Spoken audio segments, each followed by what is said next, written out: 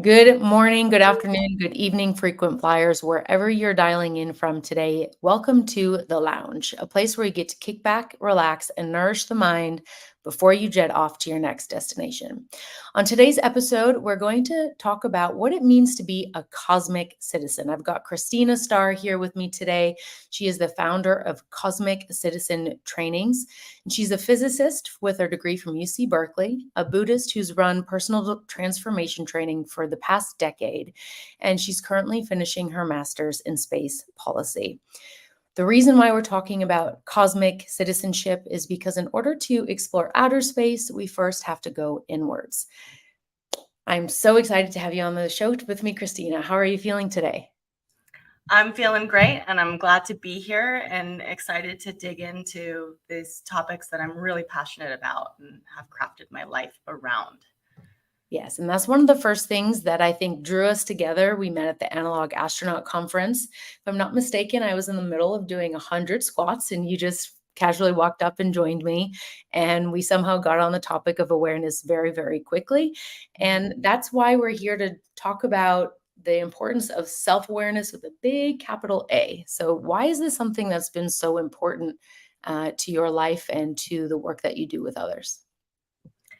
Well, Sarah, I like to ask the tough questions in life, Yeah. right? And I just have always naturally been driven by an innate curiosity about the natural world, about reality itself, and that's what drove me to into science and to being a physicist is like what's the fundamentals of reality? And Mm. it, the question of self-awareness is like how do we even know what is real and if what we're doing is what we actually want if we don't know who we are? Mm. The foundation of what occurs in our life and how we experience things, it all comes from this internal self. What is that self? Like, who am I? Why do I behave as I do? What are my motivations? Are the actions that I'm taking going to actually give me the outcome that I want? All of those questions all come down to how aware can I be of my internal space? I love that. And it's a question that we don't often ask ourselves, I find. It's a bit more common now than it was 20, 30 years ago as we were growing up. And yet we set off on these paths that we think we want. And we never really stop to question, is this mine or is this somebody else's? So, what would you say was that tipping point for you where you started to question, why am I doing this thing? Oh boy. Well, the tipping point for me was when I had to drop out of my PhD program because I had a total health collapse. Mm. And I had to take a real hard look at my patterns and my behaviors and my desires and my motivations and the way that I was living my life. Um, and that is like that inner journey where I stopped looking outward. It's like, stop trying to save the world, and realize that I needed to actually save myself, and that I couldn't even necessarily be offering anything to the world if I wasn't healthy and in alignment and clear and happy. Like all of the like I was just continually stressed out all through college, through my 8 years of physics and studying climate change. It was such an intense and rigorous program, highly competitive, and it drove me and forced me to take a hard look at what the culture was that I had been indoctrinating myself into and Mm. why it had led me to this total collapse. That's beautiful. And I think what you just said there is very poignant and really demonstrates self-accountability, the culture you indoctrinated yourself into. Not that it happened to you, but that you chose this, right? Because at that age, we are choosing what we study. and what we expose ourselves to. And I think that's a really important point of self-awareness, is that, we blame society or our parents or other things. And while at a certain point, certain ages, we of course can't choose, although that's a conversation for another day, where we're born and who we're born to. And so we are exposed to certain things, and yet everything is a choice. And so whatever we consume, whether that's media or food or interactions, we are choosing the indoctrination, and taking a hard look at that and understanding the downstream effects is so important for our journey. Right. This is exactly what I think the evolution of in a person's life of self-awareness brings, is when we are born and when we're children, we are very much just sponges receiving the external world and imbibing the narratives and the stories about how we relate to people, how we relate to society, and how we relate to the earth. And as we age, we become more and more capable of self-awareness and agency with that. We have this sense of choosing. But I think that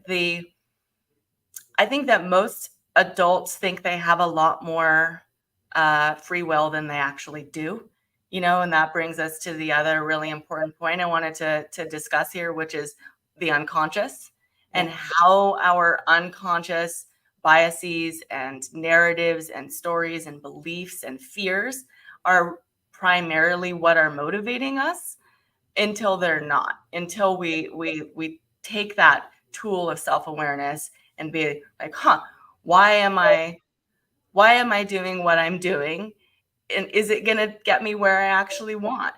And this is so important for right now in our, if I think that unless you're really in a state of denial, all of us are feeling the urgency and the intensity and the acceleration um,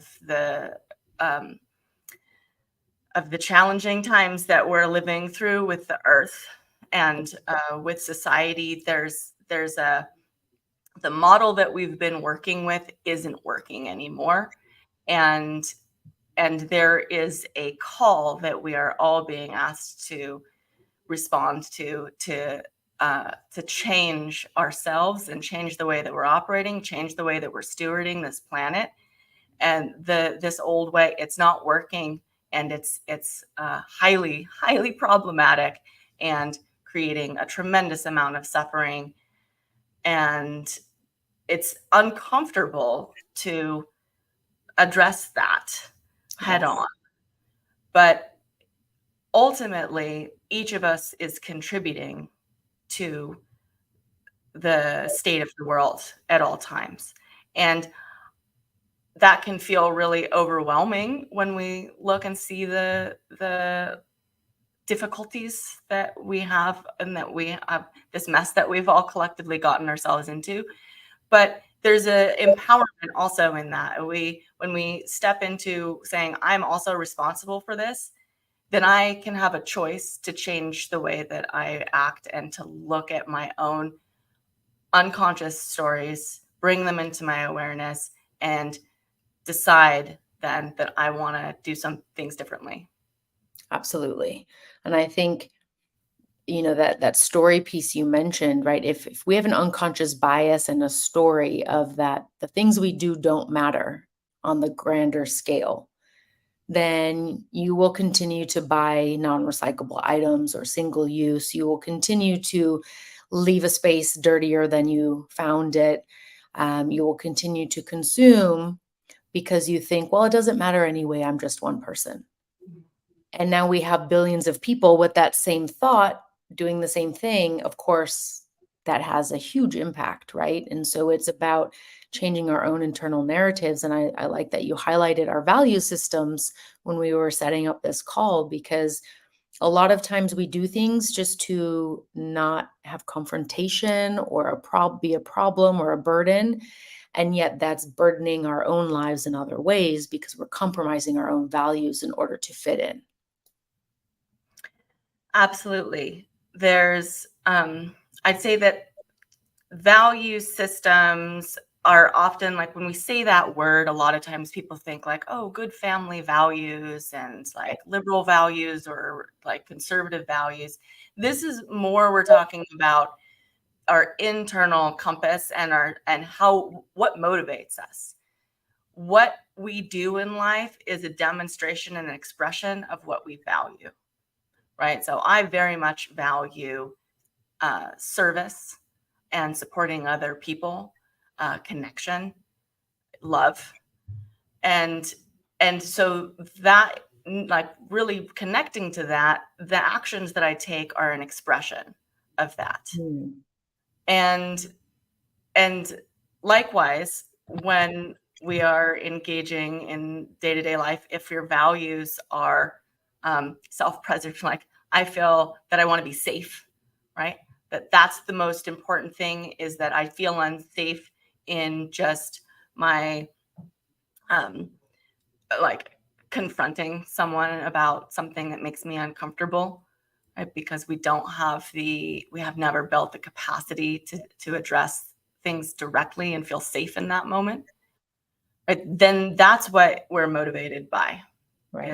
is hiding, essentially. And so the the real hard work is to take a look and say, what do I actually value? Like, how is the way that I'm operating my day an expression of my values? How is the career that I have chosen an expression of my values? And is that really what I want to be valuing? Where's that going to take me if I extrapolate that down the road? And maybe I want a different future. How do you know, like, if our values are our motivation and our compass, how do you know that you're pointed in the direction that you really want to go? Right. And that's akin to, there being a target, and I put a blindfold on you and spin you around and then ask you to shoot towards the target, right? You might hit it, but you're going to spend a lot of effort and energy pointing that arrow in a million different directions, trying to have the proper aim. And so once you hit it, it might feel great, but you won't know how to recreate it necessarily, or even why it feels good, right? And so it's just a lack of clarity there. And that expression, I like that you said it's an expression of our value systems. So by looking at our actions, we can work backwards to find what those value systems are. And we're not talking the platitude of, oh, my family is important, or excellence in all we do. No, it's really, what are those things that are like oxygen to you, because Mhm. that's what's going to be driving you under the surface. And as we uncover those things consciously, we can start taking the steps to fulfill that ourselves, rather than seeking it externally, as you said, right? With degrees and accolades and money and, whatever it is that we might be in the pursuit of. Right, because there are two things there. One, I really like your analogy there with the blindfold and shooting the arrow, because self-awareness is essentially taking the blindfold off and being like, where am I? What's happening? And examining the value system is like, who just put that blindfold on me and spun me in circles? Yeah. Like, what is the landscape that I'm in? And it's like, I've got this target, and then it's, I think fundamentally everyone wants to feel happy, contented, healthy. They want harmonious relationships and a sense of purpose. I think especially those like high achievers and like very intelligent people, we are aware of the world and aware of our talents, and we want to be engaging with them and in a way that is beneficial, Yes. right? But all of that is often confused because we are raised with a mythos, right? Every culture has a story that says this is how you get that.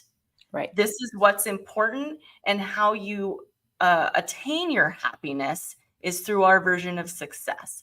What does that look like? It looks like it looks very heteronormative. It looks like you get your large house, and you go through school, and you get your degrees, and you write your book, and you publish or perish, and you buy a bunch of things, Mm-hmm.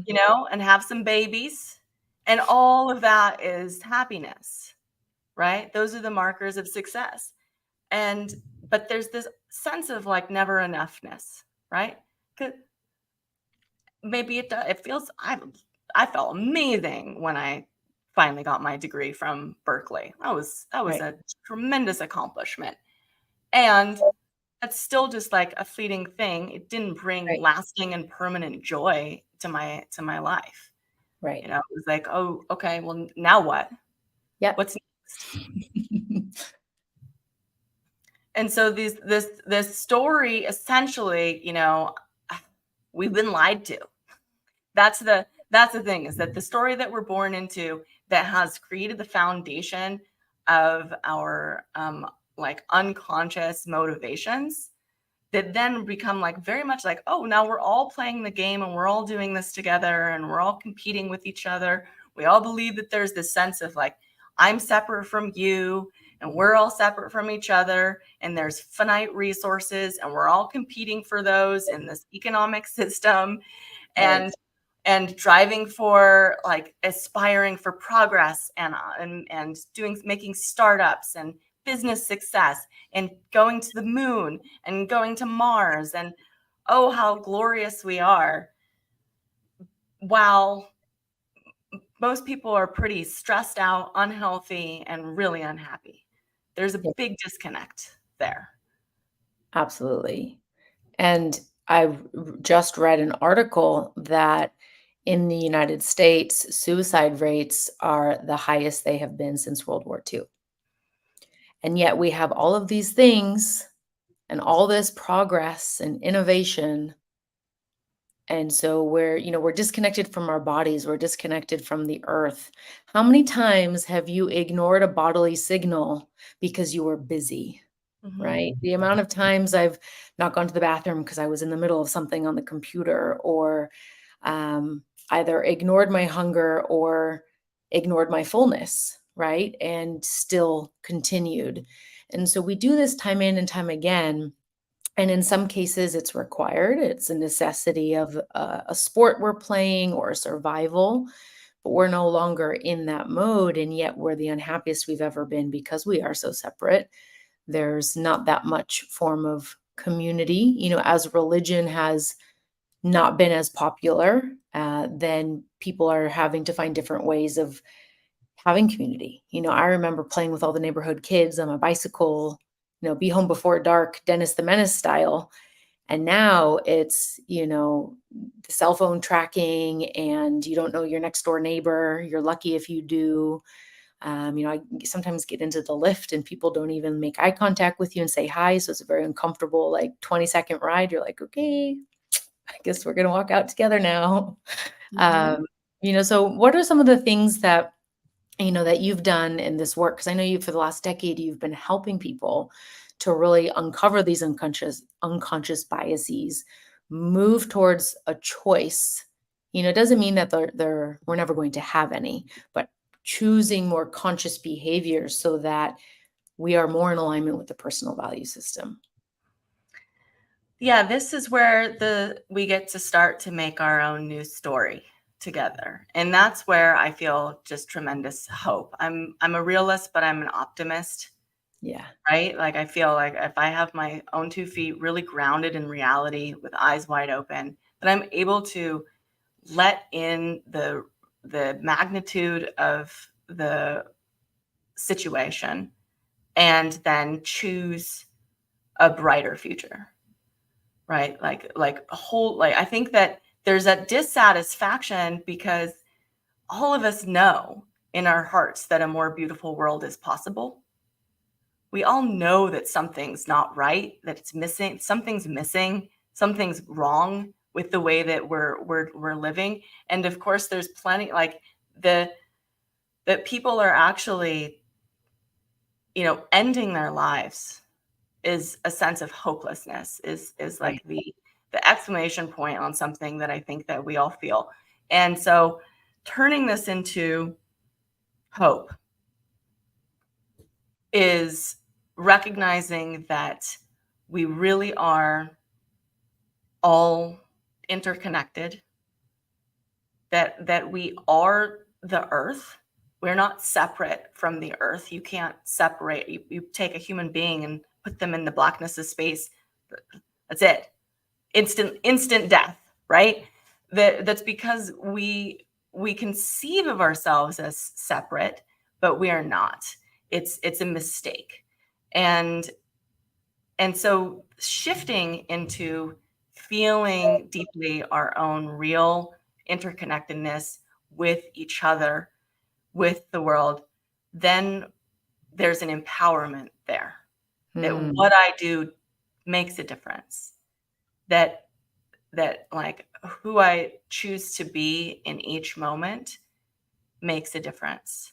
Reaching out to the Lyft driver and starting a real conversation because connection is important to me and I want to check in with the people that are around me. It makes a difference. And I'm always actually very, like, just always really heartened that if I walk down the street and I choose to smile and look at people in the eyes, they smile back. Right? But Yes. if I just avoid eye contact and looking at my phone and I'm plugged in, then there's not going to be any contact there. Yeah. Um,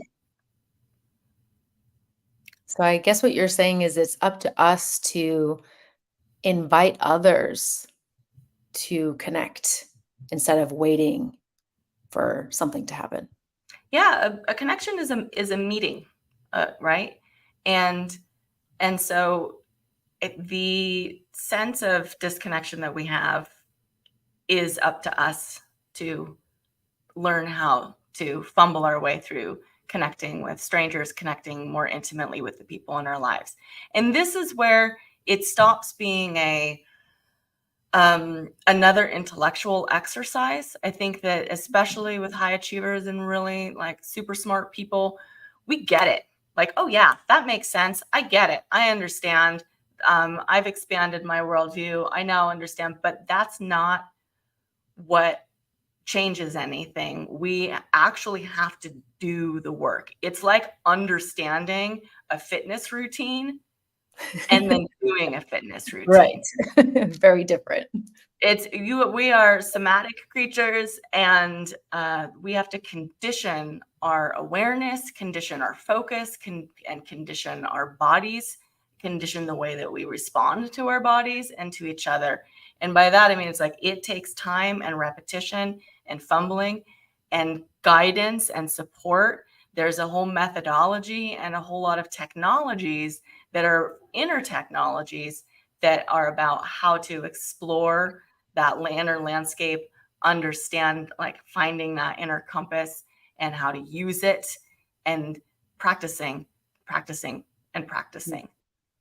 Yes, I love that. And I think that word you just used, explore, the exploration, right? We talk about lunar exploration or Mars exploration or exploring outer space, but really navigating that internal and using the word explore. This is just like going on an adventure, right? And when we're children and we are still childlike, everything is inspiring awe, right? Like the wonder of a vending machine the first time we encounter one and how it, works and magically we get something, right, when we push some buttons.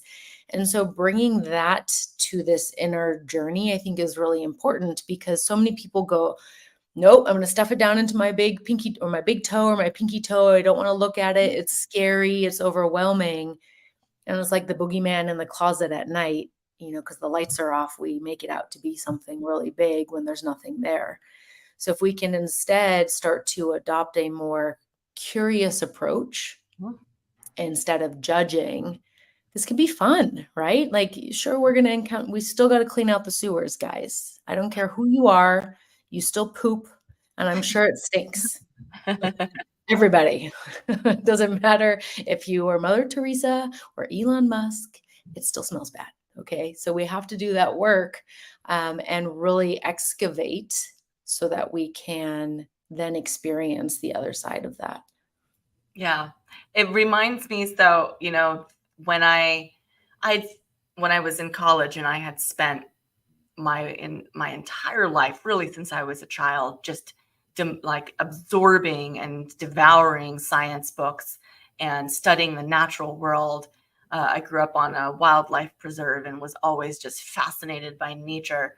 And then expanding my mind into the whole universe to encapsulate the scale of the solar system, the scale of the sun, the scale of the galaxies and of the universe as a whole, is just this incredible mind expanding, and even like that my heart would leap with joy at this sense of exploration of the complexity and mystery and majesty of this universe.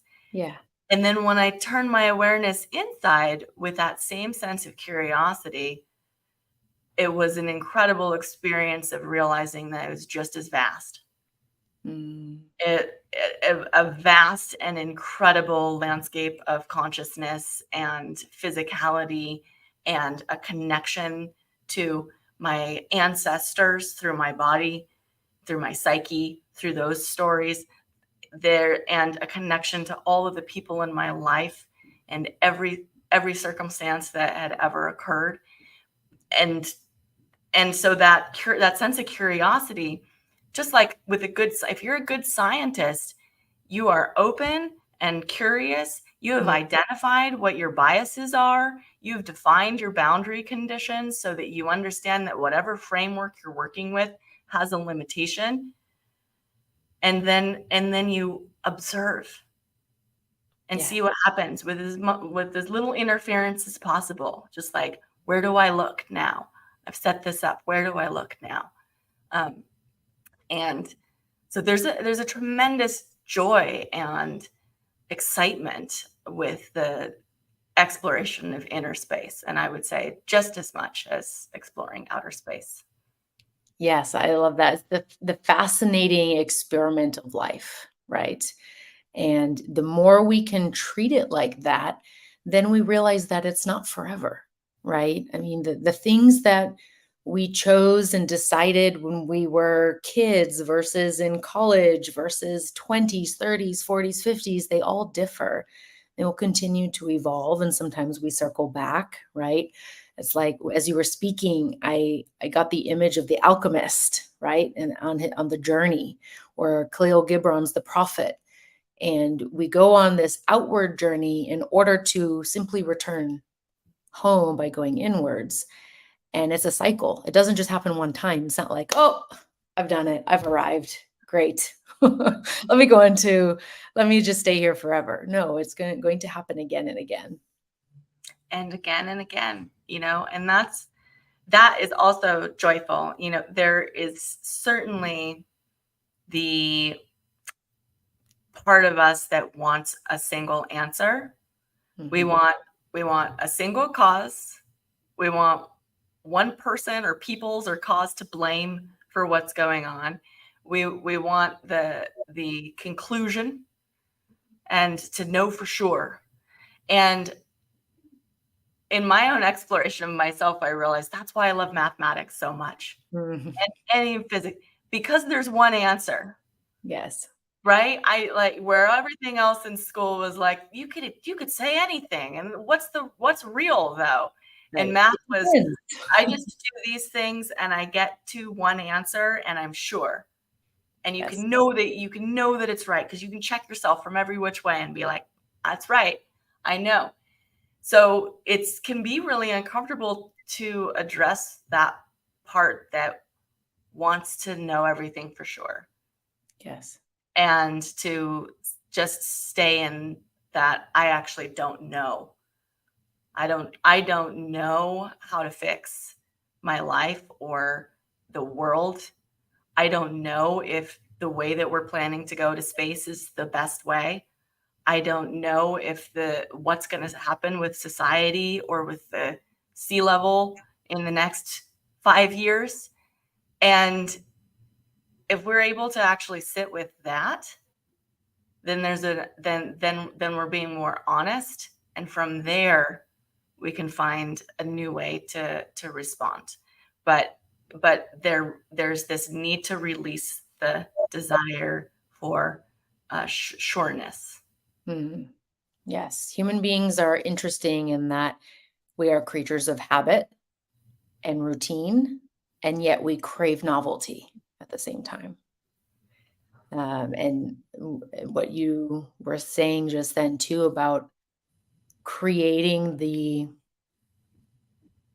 acceptance around the discomfort of not knowing everything.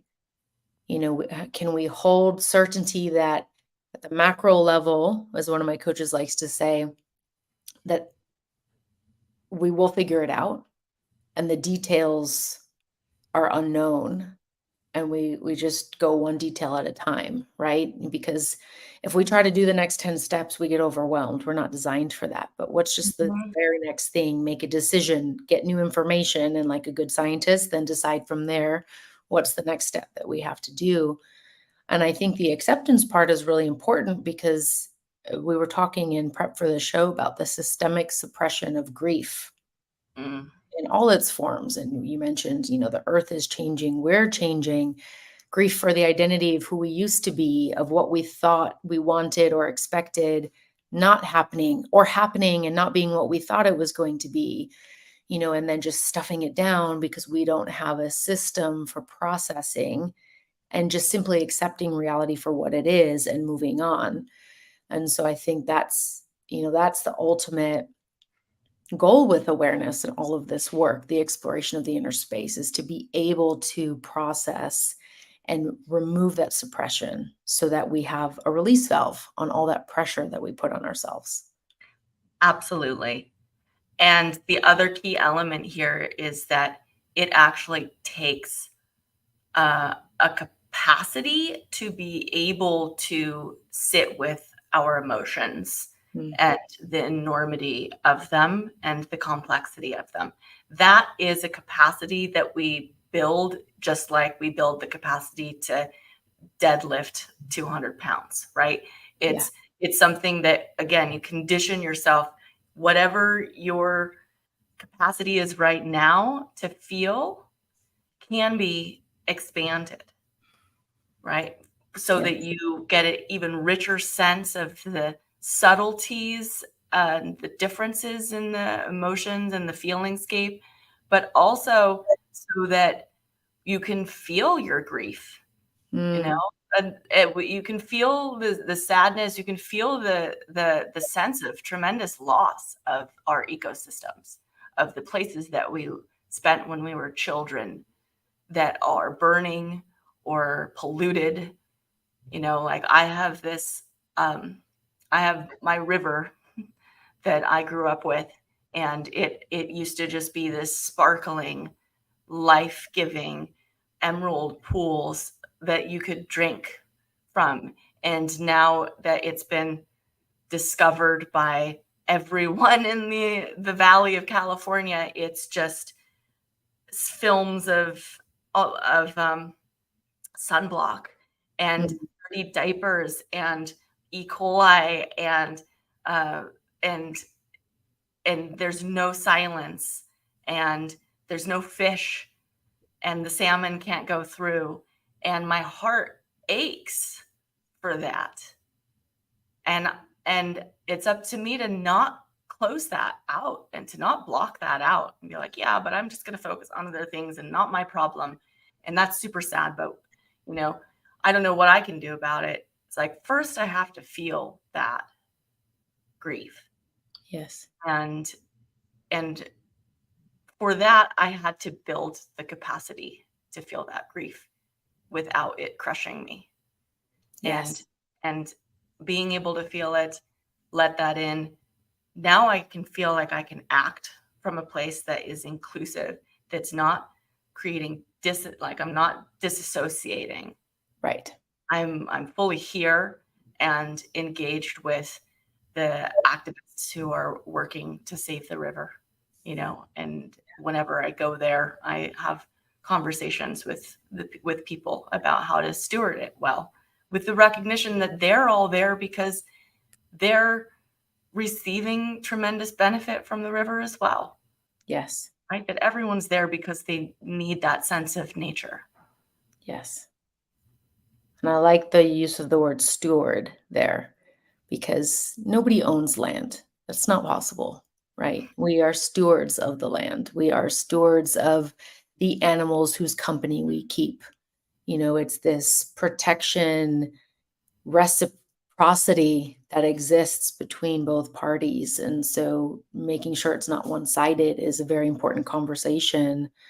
And that includes with our own emotions, right? And a lot of people who are highly intelligent, very analytical, very business minded, STEM, especially anyone in STEM careers, we disassociate and intellectualize. And, that's like reading a book and then it sits on the shelf and it's like, well, I know how to do it, but you don't do it. You don't actually do the thing. And that's where the change lies. And I might as well just take a book and download the ebook into my brain and hold it there. It doesn't do anything, right? So the action is the next step after awareness, but we need to have awareness to have clarity on what action to take. Yes, self-awareness is key first. Then we build our capacity and to feel and to our vocabulary to understand what's in there. That's why it helps to have a guide to say, oh, this is the internal landscape. These things, like this is what this is, and this is how this works. And now take a look for yourself. And then there's the ability to make conscious decisions with our eyes wide open. Then we know who we are, what we want, what stories we have absorbed that don't serve us or society or the earth. And we can choose a different way. And we can find that part of ourselves that really is connected to the whole of reality and make decisions from there. Like, we have a wisdom center. Each of us has this capacity to make decisions that are a benefit. We just got to clear away the noise to hear it and move into our bodies and become whole people, not just talking heads. Yes, I love that image. And it really can start with as simply as slowing down, right? Creating more white space in your calendar. And, I used to be one of those chronic overbookers. Just if I saw a space, it'd be like, oh, let's fill it with a meeting or let's go do something, right? Be productive. And that was a form of distraction because I didn't yet have the capacity to navigate the internal complexities and I was too scared to, and I didn't want to face those things. And then once I was able to build safety around that, I could build up the capacity, as you said, like building up our muscles or holding our breath, right? Anyone can hold their breath for 7 minutes if they build up the capacity. And just because you can hold your breath for 7 minutes one day doesn't mean the very next day you can repeat it. Maybe it's 5 minutes or maybe it's 8. Right? That capacity will fluctuate as you're in different situations, different environments. And so giving yourself the space to play with it, and play is the key word, I think, will really help on that journey. And so with all of that, I have a sense of what I think your superpower might be, but I'd like to ask you, what would you say is your superpower? Right. I had to think about this, and I love that I was like, I have so many superpowers, but but my superpower, one of them is my willingness to, like, my devotion to the truth. My devotion to what's real is a superpower because it gives me the willingness to throw anything that's not true on the fire. No matter how sacred I thought it was, no matter what it means about crumbling my worldview and conflicting with the people or the society or the institutions, if it doesn't stand the test of like true examination, I'll throw it on the fire. And that makes it so that, I feel free to engage with reality as it is instead of how I want it to be. I love that. And that is something that we all have the capacity to develop as well and eventually make our own superpower, because the more we can burn away what's not relevant, what no longer serves us, the more we create that space and literally transform the energy, right? That's why fire is so purifying.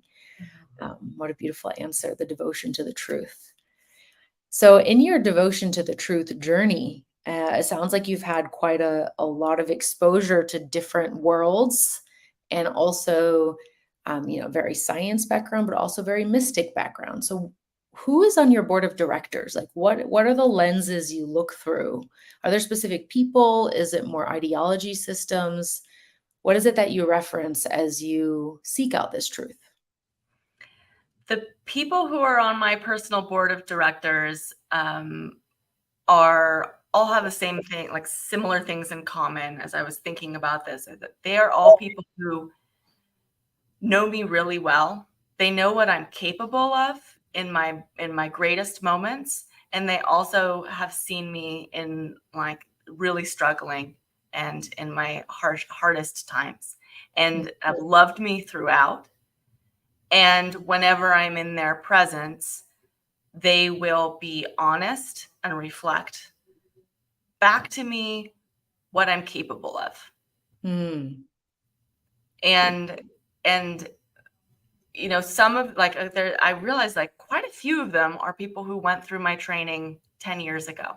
The first few classes of people who went through my trainings have evolved to become some of my best friends and confidants, and we reflect the best back to each other and remind each other what we're capable of. That's beautiful, and what a reciprocal energy that is there, and someone that you help train and develop and reflect their capability is now helping be that mirror for you. That's really powerful. Yeah, I came up with this image as I was contemplating this, that it was like I struggled like crazy to get across this huge like cavern, like a crevasse, right? Like this Yeah. cliff. And I had to climb. I fell down and got all broken and climbed my way back up the other side. And then I shot a rope across. And and like and really like guided people with a much clearer, shorter way to get from there to here. And then once they're on the other side, like we're equals. We've both we've gotten where we are together, and everyone has their own superpowers, and then we get to just continue on the journey together. Yes, that's beautiful. And we really do all have superpowers. A lot of people, when I ask this question, they go, "Well, there's nothing super about it. It's just me, or it's just being human." But I think that's really the super part, because when we disassociate, we take that away, and just bringing that back is really extraordinary, right? And we all have the capacity for such great things. I Mhm. came across an Anthony Bourdain quote this morning, and he said it's a sin to aspire for mediocrity or to settle for mediocrity. I forget the exact phrase, but really we are all significant, every single one of us, no matter if we're at our lowest low or highest high. And so to just accept the mediocrity is where we are having a transgression rather than the evolution. Mhm. And I think that with this audience especially, there's not many people in it that are aiming for mediocrity or would ever Right. consider themselves such, and that it can lean into the other far, the extreme of like, I need to be my individual, special, super unique, aka better than everybody else Right. person, which that's also like not quite hitting the mark, Yeah. which is what a sin means, actually, is to miss the mark. Mhm. And so we're missing the mark if we're elevating ourselves above anyone else with our superpowers. Absolutely. It's more about really owning what we're capable of, stepping into that fully, and contributing from that place to be of benefit. Yes, to be of service, right? Like that servant leadership mindset and giving back to the greater whole. And then that way you're also able to receive from the other superpowers that people are contributing. Mm-hmm. Yeah, no, this is not about elevating anybody to like that hubris that's going to make our wings melt and have us fall back to the ground. Although that may well happen on your journey of self-awareness. I know it's happened to me. It's happened to many people on that path. And again, that's when we have those mirrors to reflect back Mm-hmm. the capability and the reminder of who we truly are and what our value systems are. Yes. And I love it because it brings it to your last question. Yes, my last question. This one always stumps people too, which is why I love to ask it, which is, how do you best represent and serve humanity? What I am here to do is help people find their own inner compass and show them how to use it. Recognizing that that compass that everyone has inside themselves is always whispering and telling them the next right thing to do. And that next right thing to do is ultimately, however small or grand, going to be of benefit to themselves and the people that are around them and the whole. And that it's this one moment at a time, one decision at a time, one action at a time that makes all the difference in the world and provides the sense of contentment and happiness, and will ultimately, if we have a culture shift that leads us to a brighter future, I'm sure that that's at the heart of it. I love it. Beautiful. And so with that internal compass and finding that direction, that's what it means to be a cosmic citizen. Really, from all the conversations we've had and from this talk, people probably saw the headline and went, well, what's that? Mm-hmm. And it's that's all it is. It's this returning to the truth, your truth, and listening to that call of intuition that we all have, and a lot of people who are high achieving and in STEM, the words feelings and intuition are like scary, danger ahead, do not cross, right? Because they've become so intellectualized talking heads. And yet that's really the heart of it, and connecting these two things so that as we expand beyond Earth, because at some point we will, and we interact with other beings. I mean, hello, our world is full of other beings, right? And it's in the connection and how we interact and relate to those things that we find the most harmony and become stewards. And so I know you have some exciting news about your new program, the Cosmic Citizen Trainings. So can you tell us a little bit more about that? I am really excited for this new chapter. I ran training company for close to a decade that supported people through this transformation process. And I have spent the last few years revamping and reframing and trying to understand what's at the heart of what people who are in science, technology professionals, people in the space industry, what they need, what's missing from their education and their experience of reality, and what they need to be really their best selves, not just like hyper type A. I've figured out how to be like high performance and fit absolutely everything into my calendar and never slow down and accomplish a lot and make sure I have an exit strategy for my startup while I'm also writing my book. I'm on all of to make sure that what you are actually doing is what you want to be doing and is a benefit to the whole. And so Cosmic Citizen Trainings has a number of programs that are starting in January that are designed and framed specifically for people who are like highly intelligent and highly trained. And so I'm not going to insult anybody's intelligence. We're going to start from the fact that you understand that what external reality is, and you know how to navigate this society. And I'm going to help fill in some of the gaps that you don't necessarily even know are there. Beautiful. I love that. And, we do have a question from Bailey Burns with our wonderful discussion today. How can we apply all of this to the relatively new space industry, aside from joining Cosmic Citizens Cosmic Citizen trainings, of which I'll be joining the team, and I'm very excited to work with Cristina on what are some of the things that people can start doing on a daily basis to help apply these things and embody a little bit of this newer approach in such a highly technical, intellectual field.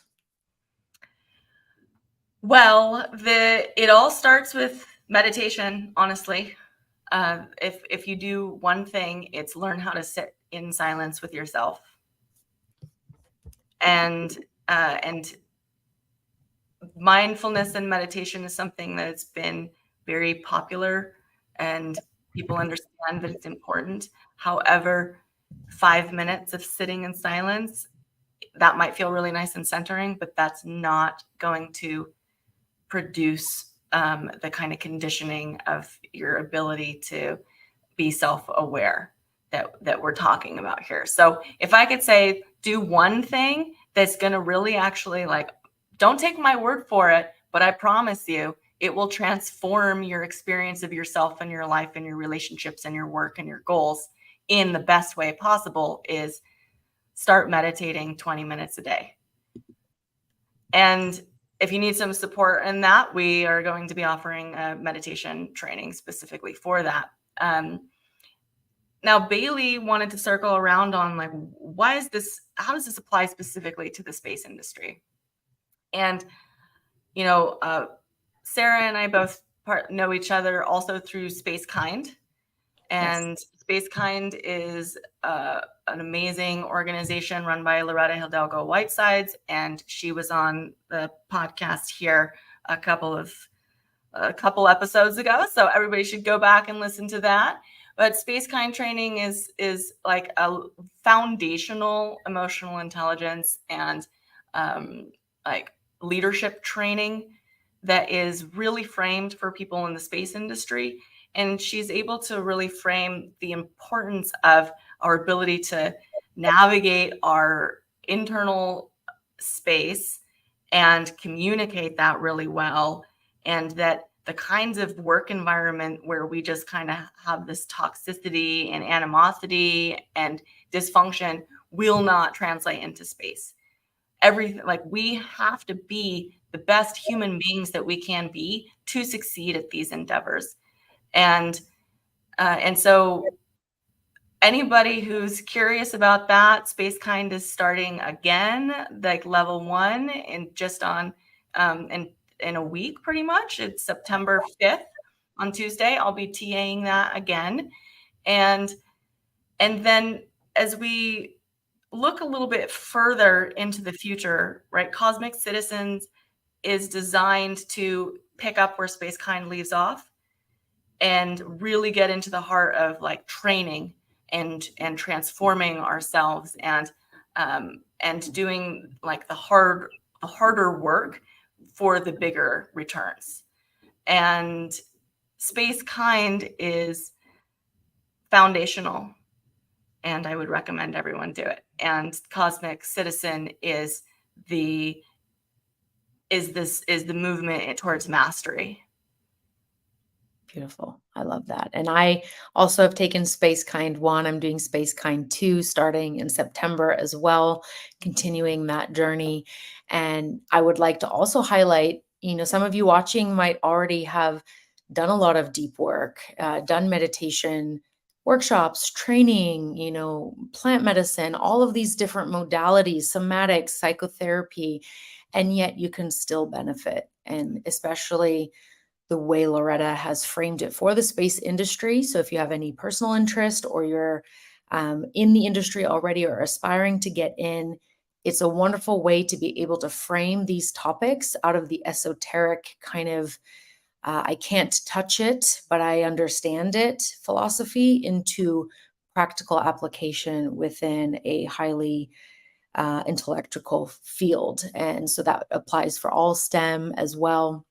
So I also would like to recommend Space Kind, and then hopefully we'll see you at the Cosmic Citizen trainings in January. So stay tuned. You can look at the link here and get signed up, I believe, to get notified of announcements. Is that right, Cristina?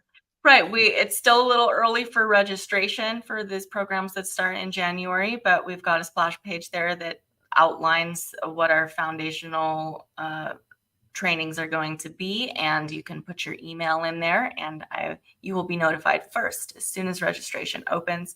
And stay in the loop, because the other element of this is really building community. Right. We talked about the sense of isolation and aloneness that is a part of this, the part of the problem, and building community is another one of my superpowers. And I love the community of Space Kind, and Cosmic Citizen is an extension of this community. Beautiful. And where else can people connect with you? Do you have a preferred platform of choice if anyone would like to connect with you personally? Well, at my website, CristinaStar.com, is where you can reach out to me individually if you want to book a session or you want to talk about how we can support each other. And otherwise, LinkedIn is probably the best way to get a hold of me. I'm on the other socials, but I tend to focus on LinkedIn for the big questions. Okay, beautiful. Well, thank you, Cristina. This has been one of the best episodes I think we've had so far. I'm really excited for all of the hard questions that are coming from this program that you have put together, and I look forward to seeing you in Space Kind 2 in a couple weeks. Is there anything else you would like to leave our listeners with today before we sign off? I think I just want to remind everyone that you can trust yourself and to know what's best, and that feeling into and allowing yourself to view the more beautiful world you know is possible in your heart, that just pull on that thread a little bit and see what happens. Oh, I love it. Yes. Pull on that thread of fabric of reality, and then we can all weave it into a beautiful tapestry.